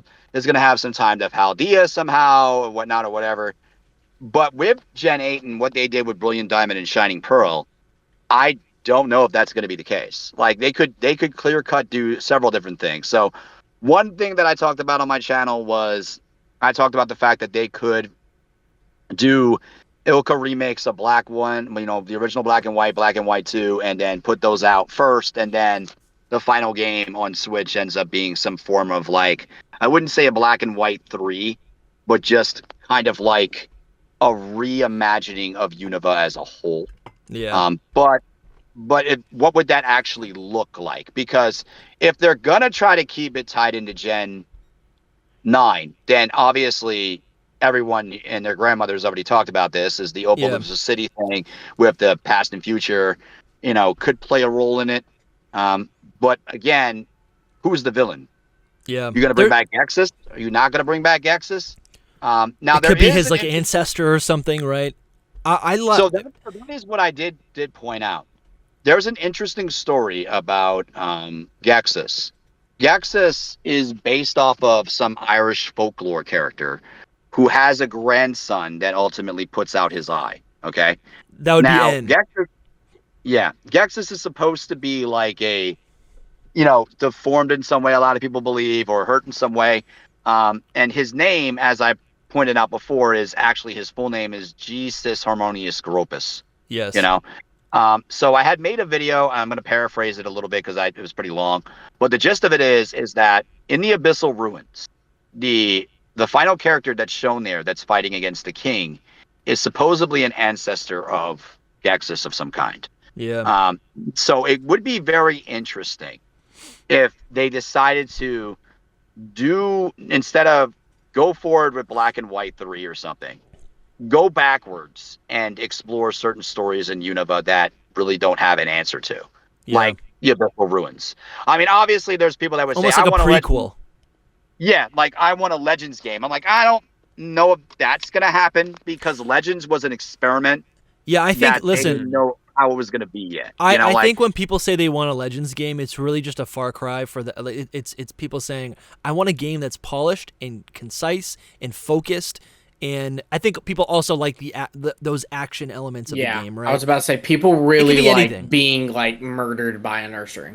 Yeah, but right? see, there's a lot you can do with that though, because the thing is like, if you go backwards in the past, what's established in the future. Yeah. So that's why a lot of franchises, they'll do prequels or a prequel trilogy. Star Wars did this. You mentioned Star Wars. Yeah. The reason why they were so successful was because the universe is already set up ahead of it. Yeah. So you can go back now and explore these lore answers that are unexplained. Like, for example, the Abyssal Ruins, or the original Dragon storyline, or the War of the Twin Heroes, or the war that the Legends of the Swords of Justice were involved in, the fire that happened. You can go back and explore, a continuation of where these characters from Hisui came from and how they ended up from Hisui to Unova or vice versa. Like, there's a lot of things you can do with a past Unova game, a future Unova game, or a modern day Unova game. That's where I'm kind of iffy on, because it's like that's what Black and White 2 was. It was a continuation of Unova, There is story beats you can do, but to make an entire game on it, it would have to have a new storyline that propels it. So either they have that in mind, or they're going to probably experiment with something more in a prequel sense, I would think. Yeah, the only downside with the prequel is, yes, you've listed all the reasons why a prequel would be good, but the only downside would be that we would know how it ends almost, right? Or they'd have to make a good enough story, which they've proven they can do. They kind of did, though, with Gen 5 story. Yeah. Exactly. Gen 5 story was incredible. Yeah, because if they go forward, well, I was thinking like even the Hisui game, right? Like we had a whole contained story that was a prequel to Sinnoh, but we didn't know anything. There were so many twists and turns. It's a prequel and a sequel, actually. Yeah, exactly. Because it takes place it starts in the future. It begins at the end of your adventure in Sinnoh. When Lumi first told me that, my mind was blown. I'm like, you're right. Yeah. It literally is a sequel. It's a circle. A circle, yeah. Right, which here's the thing. We don't know the ramifications of what Legends did when those events end. For all we know, that could have changed that timeline. Yeah. So the overall synopsis of what Unova could be, and I'm sure many people would like the concept of, like, if they did put a old spin on Unova, you can have characters from Legends Arceus show up in that game. Like, for example, Volo. Everybody loves Volo. You can have him. If there's another Legends, and he would definitely show up in it. I'm just saying. Yeah, that's interesting. Oh, I meant to say earlier. For the heck of it. I mean, this is a point that's not even that important, but you had said earlier that you're like, why does Volo look European and not Japanese? And it's because he's a traveler, right? That's what I was going to say earlier. Right. Well, my original idea was just an hour ago. well, what I'm saying, my original idea on that concept was that the Celestica people actually come from an inspired region of Greek and Roman rather than Japanese. Exactly. That's my. It does make thing. sense too. So. Which is not far fetched, because if you're up in your lore in history and war, Greek and Romans expanded, west or rather eastward for a long time. Alexander the Great didn't lose until he went to Asia. Like, once he got to Asia, he got pushed back, and that's how his empire crumbled. So yeah. One thing about this topic, I don't know if you guys all saw, but what Ku replied to Lumi last night kind of shook me. No. Listen, I know. no, I'm okay. I know. Let me pull it up. My faith in this, No. this whole It shook thing. my faith. I'm like, I don't know anymore, and I felt bad because the last time we talked to Jake from Game Explain, I was like, really Shoals like it's happening. I'm like, it's gonna happen. And now Can you explain it for listeners? Can you explain what? Okay, so this is what I'll explain. I noticed yesterday that Koo was being cheeky. Koo was answering questions that kind of gave us some stuff because someone asked him like about Paradox Entei and Paradox Terrakion. And he described what he thought of them, which, I guess we should touch on that real quick. He did say Paradox Entei was really boring, and Paradox, obviously this is all subjective, and Paradox Terrakion was outstanding compared to the other two. But I said, on a scale of 1 to 10, how excited are you for Unova games next year? And he said, what are you talking about? Yeah, I like how he just was like, yo, shut your mouth. Like, what are you talking about? Like, okay, so this is what I That's think, how I read it. That's how I read it. This is what I think. I think that this post that he posted is it's cheeky because it seems like it's about like a future Unova game, but really it's just about Masters. And I think that's what he means when he's like, what are you talking about? No. You understand what I'm saying? No. Because he's posting about Masters and he's not really trying to hint anything, I don't think. Yeah. Usually when Koo wants to hint something, it'll be like that's depressing if that's true. You know what I'm saying? Yeah. He'll say it. He'll be like, "So, what do you think about this? What about this?" That's your point. So I think that possibly that's what he's saying. Like, what are you talking about with this post? Like, this has nothing to do with next year's game. Yeah, and he also put the emoji. He's trying to be funny. He's making this face. Like, I don't know if he's trying to be funny because he doesn't really troll Louis, that much. I like how you took one for the team. He doesn't troll. No, he Thank doesn't. you. Thank you. I'm a hero. You are, Lumi. He just was like, Lumi was coming out there, banners flying. He was like, "Hey guys, how do you feel about this?" And Koo was like, "Shut up." I did not want to post anything. I thought about it too. I looked at this and what he says underneath. If you look at the comment right underneath, Dusty, I think up. Click on his.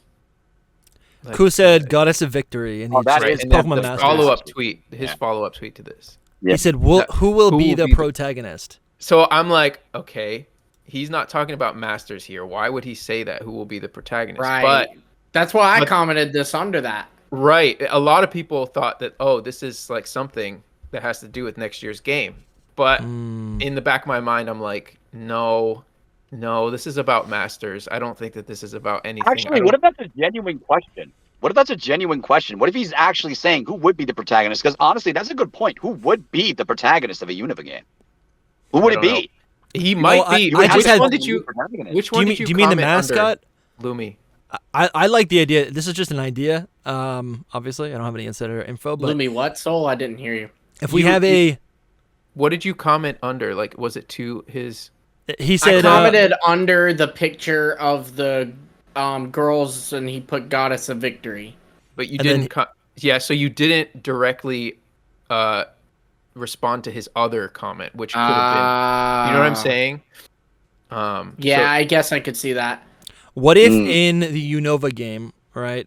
What if that's the first... What Unova game? What are you talking about? If we get a Unova game, what if... you get to choose between 4 protagonists, right? To choose from. Coming from?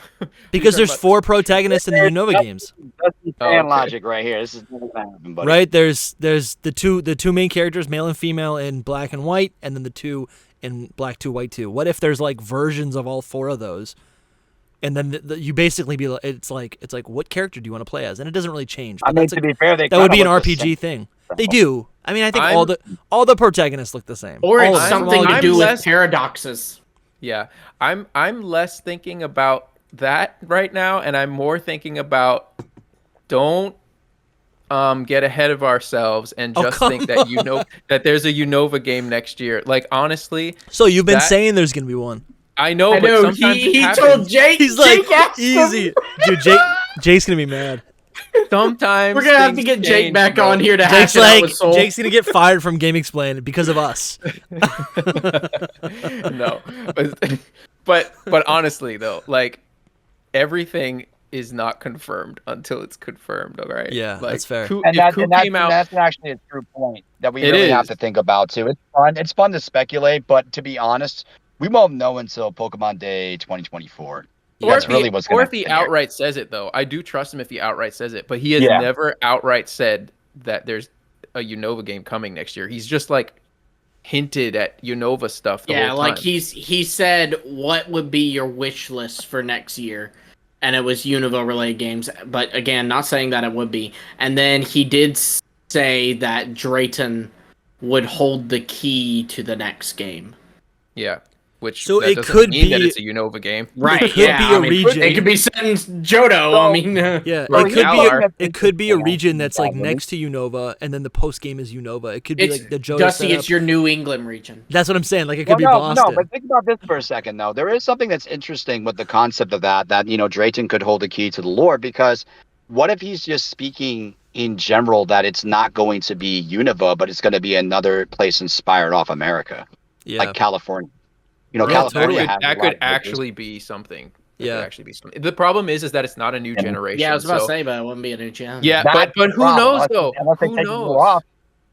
They've been doing all kinds of crazy new stuff. Because that's a great point. It really could be a new region, but still within Generation 9. Because we're seeing that with the DLC with Kitakami. That's a new region. We saw it. We saw it in Gen 8. Hisui was a new region, right? For all intensive purposes, new starters, new everything, right? In this region, Poltergeist is your starter. Yeah. God, listen, no. What if it's a lookalike region? No. Actually, it's all lookalikes. There's not a single old Pokemon in it. It's all here's a lookalike of Weedle. Here's a lookalike I actually of Rattata. really like the idea of a lookalike region. It's like rebooting. I kind of like that a lot. But it's like, new. It's different. Unova, in a way, Unova was your lookalike region. You're right. And anyway, everybody hated it when it first came out. That's a cool idea. That's a really cool idea. If we got just a neighboring region to Unova, so there's all these references to Unova, but it's not Unova. It's like based on like Philadelphia, it's California. That'd be insane. That would be wild. That would be cool. I'm telling you, I when I saw Archludon, whatever the heck that thing's called, I thought of like San Francisco or wherever that bridge is, the Golden State Bridge, whatever the heck it's called. Oh, it looked more like the San Francisco the Manhattan Bridge, but it's definitely the Manhattan. It kind of looks like the bridge from Portsmouth to Maine. Open mindset, but you have to think about it from this perspective. In order to do a region on America as a whole, like how many regions you'd have to make. Yeah, like, of course. This is a very big country. Utah region, Pokemon Gen 10. deals with. Yeah, that's what I'm saying. Pokemon deals with generations like Paldea, Kalos, Galar. Those are very simple things to like, well, boom, here's a map. But America is like, I mean, they did America, a whole generation just on Hawaii. New York. Yeah, and just on New York. Yeah, so that's why I'm saying. That could be it. Maybe California and Arizona. Fine for that. Yeah, that's true. Crazy. Oh man, that's honestly kind of cool. Because it's like, what if we're all wrong in the next gen? See, I also think there's like a blur. Like, I don't think generations are as important anymore. I think I mean, they were never things really to Game Freak. It's just a fan-made concept that they kind of like adapted a little bit. So they're continuing to blur that. Plot twist. I said the Unova games next year. It's Unova DLC. For Scarlet and Violet. Dude, that's why Q was like, literally have that as like a written down topic for a tweet that I'm gonna do. I'm just like, what if it's just more Scarlet and Violet DLC, but it's in Unova still? That means my original video that dropped when the Scarlet and Violet dropped, that was right, because my original thing was we're gonna get 4 DLCs. Never second guess yourself, Dusty. I always second guess myself. I don't think we're getting 4 I'm not DLCs. against If they do a DLC next year, it'll be 3. Probably 1 more then. Well, good. I'll post about it. You guys just... That sounds fun. So, Drogane, we also want to know, just a continuation of this topic, how, I'm always talking about the future of Pokemon. What do you think is the next, what do you think we can expect from Gen 10? Or maybe just the rest of Generation 9? Well, I think they need to reassess some things before they start getting ahead of themselves. Yeah. From a design perspective, they hit a wall. And what I mean is, the release of Scarlet and Violet was not good. It just wasn't for a lot of people. I didn't have any problems because I actually got the games late. I didn't bother getting them until a week later because I knew bugs were going to be there, and I'm like, I don't feel like playing through that, so I'll wait. Yeah. Soul loves bug Pokemon. Yeah, but bug That's Pokemon why he loves Scarlet and bugs Violet. are two different things. Okay, Yeah, not to Soul. Soul likes both. Well, I mean, that's fine, and that's good because you can enjoy the experiences that way, falling through the map into an endless void of abyss that you can never get back from. But I mean, the point is that I really honestly think they don't need to do anything at the end of next year. I don't. I think they really what they need to do. They don't need to. They will. Yep. No, they will. But I'm saying if they were smart, they would just be like, screw it, we're gonna take the year off. Yeah, Drogane's so logical. Every time he's like speaking truth, it's like, well, but it's Game Freak. Honestly, though, if they did DLC, that would take that. I mean, it's still more work, but it's not the work of a new game. Yeah. But as far as Gen 10 goes, that's actually dependent on what Nintendo is doing, because by now, if the Switch 2 or whatever their next console is going to be that's coming out next year, all their third-party and first-party developers already have the kits for those games.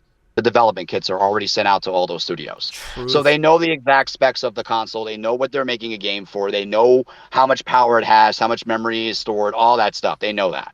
So the question then falls back to Game Freak. What kind of game are they going to make? Are they going to go back to doing open world again?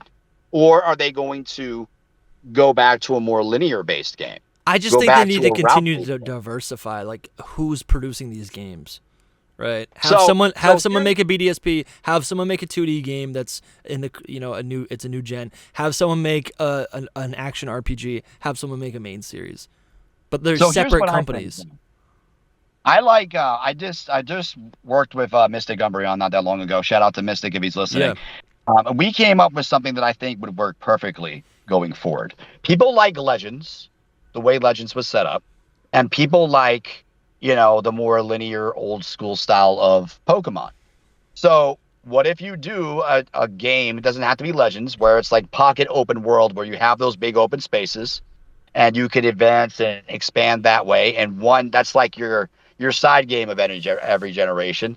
And then the other game is, if you do open world or you do linear based, you take your time on it to where you can actually craft some things that people are missing. Like, going back to Gen 5, the routes were the best in the series, and I'm not even a big Gen 5 stan. Like, I'm not. I like Gen 5. It's not my favorite generation, obviously. But what they did well with 2D Pokemon is something that's absent in 3D, is the exploration feels a lot more shallow. Like, when I went through the cave... Yeah, and part of that is because it's 3D, right? But I mean, even the reward for exploration is not there. That's like, fair. In 2D, it's there.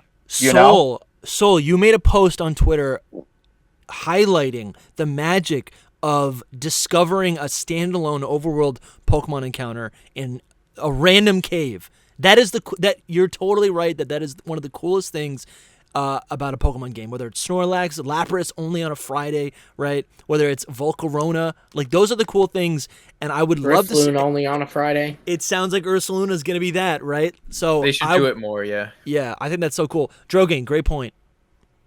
Yeah, and like even Gen 5 also did things like seasons. If you're going to give me an open world Pokemon game, let the life of it last long. Have it be a little bit more dynamic. Give me a fall season, give me a winter season, give me a spring season, give me a reason to re-explore your open world. Right now, I spend all my time literally on the top of Glacido Mountain. Yeah. When I play that game, I'm always up there. And the reason why is because you can look over. No, there's an actual reason why. You can look over the map and you can see all these cool locations. I'm like, oh man, I really want to go there. And then I go there, I'm like, oh, never mind. Yeah, fast travel. Yeah, there's nothing here. There's nothing else for me to do. I do agree with that about Paldea. It's just like, what's going on? Yeah, it's not a whole lot going on. There were a lot of cave systems that I did get lost in, which I enjoyed quite a bit. So if they give us more of that, I think I'd be happy. The fact that you can't even go into buildings, I forgot you can't do that. Section. Yeah, you can go into a sandwich shop and that's like it. That's ridiculous. Well, yeah, and that's another thing. Open world Pokemon. I'm a lore guy. When I play RPG games, I know competitive is in the background. If I want that experience, I'll go for it. It's fine. I've done it before. But if I'm playing an open world RPG and I go into Levencia, or whatever the heck that place is called, I want more than just to be like, oh, it's a Twitch streamer. Yeah. You know, I need something else. Like, for example, that real estate agency that's like looming over that city. Yeah. How cool would that have been if there would have been more lore about them, about how they were like some sort of evil, shadowy organization? If you could go in there, read random documents, talk to the scientists. Yeah, like there's nothing there. I love that. I go back to regions that people say are shallow, like Kanto. And, Kanto is shallow. But think about this for a second. You have Cinnabar Island, where you learn about the Mewtwo story. There's none of that. Literally none of that in Paldea. It's in Area 0, and it's not in Paldea. And it's at the academy. And they've got all those ruins and watchtowers around Paldea. It would have been so easy to wait, there's a book here. It says, and Yeah. You told me the story of the Paldean Emperor, but gave me no idea who their enemy was. You didn't tell me who he raided and pillaged and stole stuff from. I have to come up to my own devices. That's what I'm talking about. If you have an open world game, I should be able to find pieces of lore and be rewarded for that exploration, and it's not there. So if they're going to go forward with that in Generation 10, that's something they need to look into. They need to look into giving side quests. They need to look into doing stuff like they did it with Legends Arceus. What the heck happened with Scarlet and Violet? Like, I don't understand. You gave me in fairness, those were developed about alongside each other, so it's not like there was a ton from Legends that they could have brought to Scarlet and Violet. Yeah. No, but the point is that you're in the same studio together, share ideas. Yeah. Bring that over to Scarlet and Violet. Like Jubilife Village in Legends Arceus has more lore in it than any city in Paldea. Flat out. More character development than any place in Paldea. With the exception of areas. Gen 5 remakes are coming. Maybe. What are you talking about? Actually, I'm glad that you brought that back up. Not to go get off topic again. I just want to say one more thing before we wrap up. I was just thinking about it after we talked about it. So I went to go look at Ku's tweet about Drayton being the key, because I had this idea. So he says one of them grasped the key of the lore, not Lacey, and it's a big spoiler for the next game after Sudachi. Okay, yeah. Okay. He never specifies a time, and I just got this idea. Yeah, next game after. What if there is no game next year? Right. No, there will be a game. But dude, what if there isn't a game next year? And what are we gonna make videos about? I know this is gonna kill my life, but I'm just saying he never says in any place that I've seen. He really there's didn't. A game coming next year, and one thing that Lumi specifically pointed out. He said Unova games next year. Yeah, you said Unova games next year, and he's like, what are you talking about? Because maybe the next game is not coming out next year. The problem is that in this one, he's saying it's a big spoiler for the next game after Sudachi, which is the DLC. So it has to be after this, but we don't know how long that time frame is going to be. Ooh. So that's a hard one to take. That's a tough pill to swallow, soul. Unless next year. Listen, no, this is how it's going to work. From a marketing perspective as well, because if they're releasing a new console at the same time, I don't think this new console for Nintendo is going to drop. It's probably going to drop in March, like they did with the original Switch. Yeah, but then they can give us ports of the Gen 5 games. I mean, they're going to be. It's not happening. They're going to give you ports. Listen, quote me now, like hear me now, quote me later. If they give you any ports, it's going to be locked behind the Nintendo subscription. No. That's why they haven't done it. No. I think it honestly it might be worse than that. Like it might be like you go to Walmart and you will have to buy like a Switch game that is a How's that bad? Yeah, how's that bad? I love that. Then I get a physical. If I get a physical copy, that's the best case scenario. Listen, how long have we been in the Switch era? What's the one port they gave us? BDSP. For this era, nothing. They gave us no ports. I'll tell you why. They gave us Pokemon Puzzle League. That's true. And Stadium. And Stadium 2. And where are they?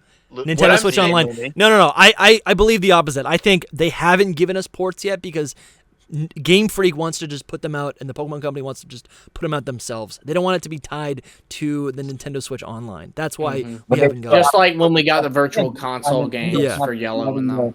Yeah. You see, you have to understand, with Nintendo being the publisher, they want kickback from this sale.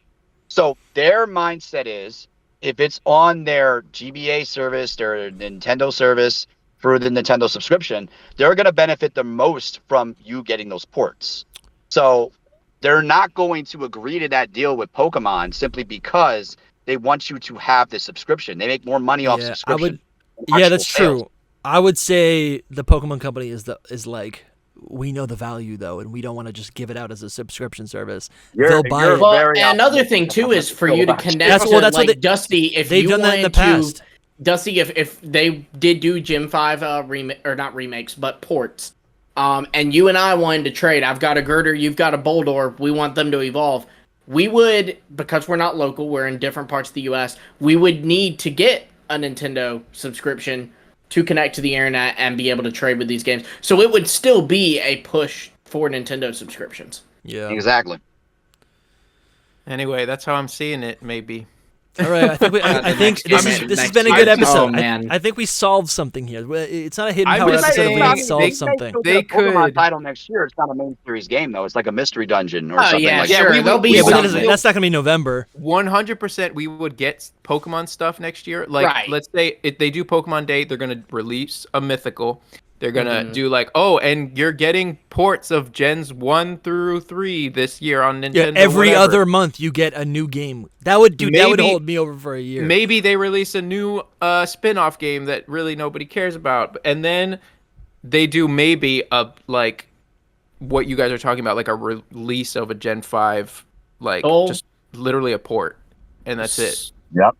What are the odds that we're looking at a Legends situation where we do get the Unova games announced in February, but it releases January 2025? So it's not next year. Bro, I could totally see that happening. And then you have Gen 10 also in 20. So it's like the same thing as Legends, where they have the Legends team working on Unova and the Gen's team working on Gen 10. I mean, for me, I would love that. I don't care if it comes out in January of 2025. Yeah, that's practically, it's 2 months later than it would, so I'm fine with that. That is like not a big enough amount of time for me to care at all. If it was like all the way until next November after that, like 2025 November, and I'm like shook. But I just want them to announce it next year, because the announcement is just as exciting as the game itself, like the hype cycle. So I just want that next year. But they can release it in January. They can release it in March of 2025. Just announce it next year. Yeah. This is all speculation, of course, off of this. Yeah. But I could see it being a Legends, especially because when I first saw that tweet of the Victini, I was like, dude, is he saying it's going to be like a Legends Victini? Like, is that what he's pointing I know, at? I did think that when he posted that. He said goddess. Well, that would be interesting. Maybe that's because God. Victini is not supposedly from Unova. It's from actually somewhere else.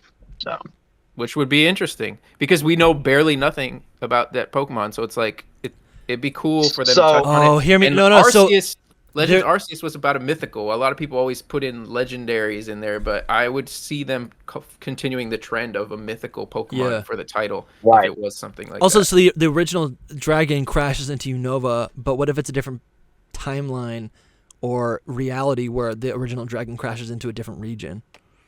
Right? Anything's possible. Or there's two of them or something. Or it's another original Dragon. I'm hoping none of this happens. They're going to lean on Victini, though. They're going to lean on the way of... So Victini was introduced basically when they introduced Liberty Island, which is essentially where, the Statue of Liberty is. And the Statue of Liberty was gifted to the United States from France. So the emphasis is that Victini is actually from Kalos. Oh, I like that. Dude. Which would be a good tie-in. Whew. Yeah. Oh. Everything's connected anyway. Yeah, it all comes together. We're gonna have. This is my head's spinning. All right, but I think we're gonna have to end it here. Drogane, thank you so much for being a part of this episode. Thank you, also, buddy. Thank you for being a mythical tier channel supporter. It really means a lot. This guy is our highest. The real one. Yeah, he's our highest. What would you call it, Drogane? You're our. I am your shareholder. So this whole episode has been me meeting with my associates. This has been the board meeting. We're having a meeting. Yeah. Yeah. It's been fun. I was just coming along to see how well the business was doing. Yeah, you know? We're on our best behaviors. But thank you so much for listening. Go subscribe if you're new. If you're listening on podcast platforms, leave us a review. It does help out quite a bit for the SEO platform for people to discover us a little bit easier. So I really appreciate that. And we'll see you guys. Let's let Drogane plug himself too. Oh yeah, Drogane. I'm so sorry. Yeah, please plug yourself.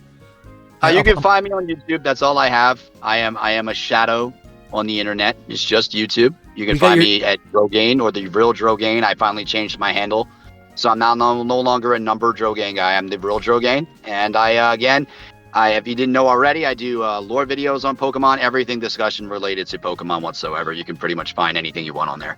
I got your channel up on the screen right now, so people can go over there and subscribe. Definitely some deep, juicy theories. I like it a lot. So. This guy's like Lumi. He just like hits a topic and just rants for 20 minutes. It's so good. Thank you everyone for watching, and we'll see you in the next episode. Hope you're enjoying the teal mask. Oh yes. Peace out. See ya. I already beat it if you didn't.